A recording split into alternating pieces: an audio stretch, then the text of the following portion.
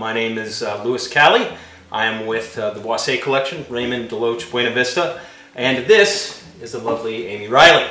Amy has written two very famous cookbooks that we have available at our wineries. I'm a huge fan, I gotta be honest. They really tie in the romance of wine and food, and romancing the stove, an unmistakable cover right here, and then also my personal favorite. Even more unmistakable cover. Even more unmistakable, Fork Me, Spoon Me. Fantastic. But some really cool dishes, one of which you're gonna kind of walk our folks through today. Yes. But what I like about them is a lot of them are so simple. They're Yes. easy to do with a minimal amount of ingredients. Right. Talk to me a little bit about how this came about, this idea for you. Well, I was always very interested in, I was writing about wine, first of all. Right. And I was very interested in the relationship between food and wine. I also loved the health side of food. Sure. And I loved Greek mythology. Ah, and okay. somehow that all came together for me in learning more about aphrodisiacs.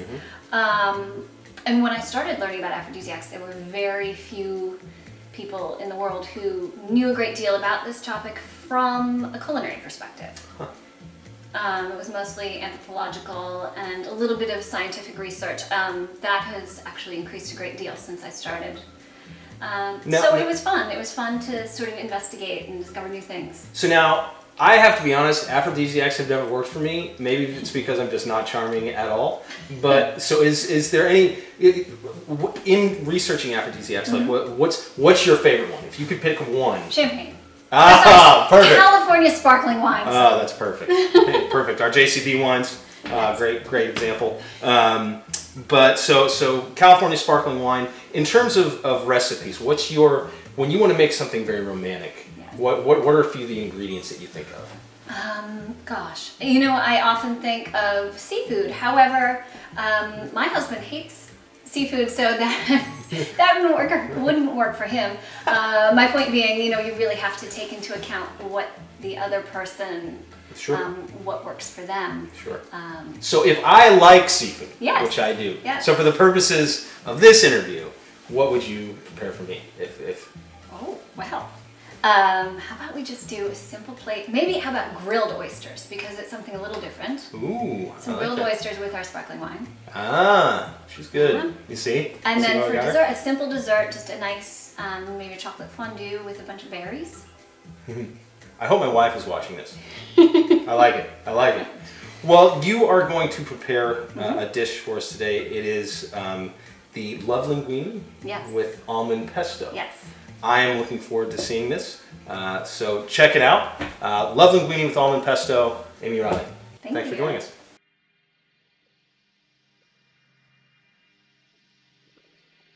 I'm Amy Reiley. I am the author of two aphrodisiac cookbooks, Fork Me, Spoon Me, and Romancing the Stove. And today I'm going to show you one of the recipes from Fork Me, Spoon Me. It's a love linguine with an almond pesto.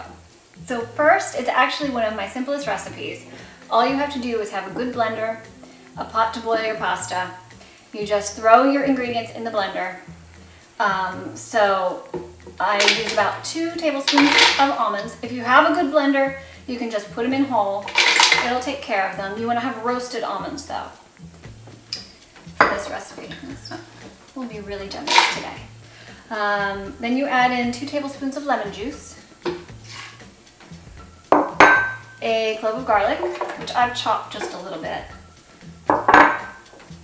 3 cups of basil, and you want to wash your basil and try to dry it a little bit before you put it in. 2 tablespoons of grated Parmesan.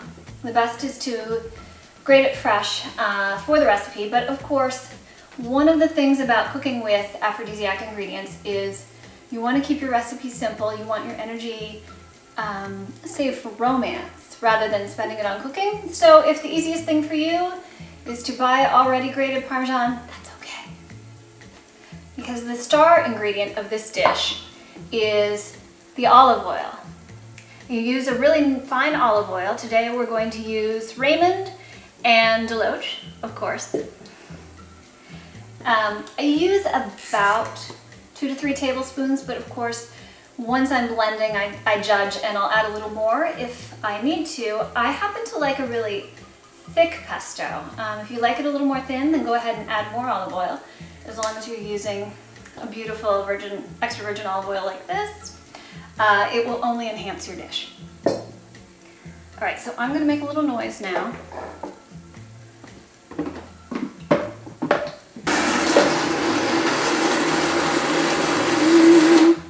So this dish from Fork Me, Spoon Me features the ingredient of almonds, which is the difference from a normal pesto, which would use a pine nut. I used almonds, which are a little sweeter. I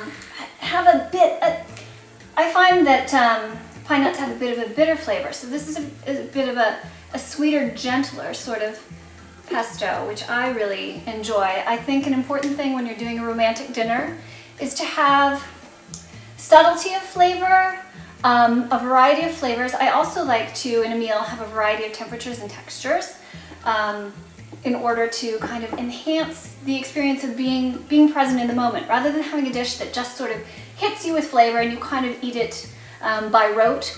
You want to be very present. You want to be present and interacting with that person who's with you and enjoying the pleasures of the table. So I'm going to do this a little bit more. It's always good to treat your blender with love and be sure to turn it down. Don't just turn it off when it's on high. Save that motor. You know, I believe in treating everything with love. So there you have it. This is your pesto. Very simple, very easy. If you really want to make the meal seductive, you can add some steamed clams or steamed mussels to have a really exciting romantic dinner. Cheers.